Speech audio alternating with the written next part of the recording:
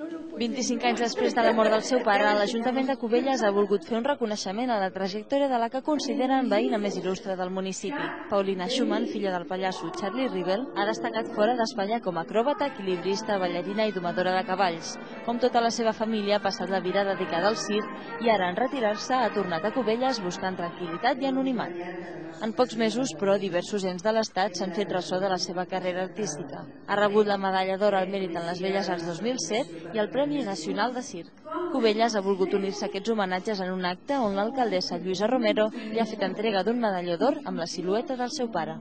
Se ve que es mi padre, y esto lo voy a llevar siempre, Es un recuerdo, es una idea fantàstica. Jordi Jané, membre del jurat de Premis Nacionals de Cultura, ha projectat un audiovisual recordatori amb imatges d'actuacions recuperades per la família. Era simplement un document de treball que vaig muntar a partir de tot aquest material que té la Paulina Schumann perquè el jurat dels Premis Nacionals de Cultura del Departament de Cultura de la Generalitat tingués una informació veraç, directa, que entrés per la pell i pels ulls del que havia sigut aquesta gran dama de l'espectacle. Paulina ha aprofitat l'acte per mencionar tant els seus pares com els seus fills, recordant a tothom que ells també han estat meravellosos artistes de circ.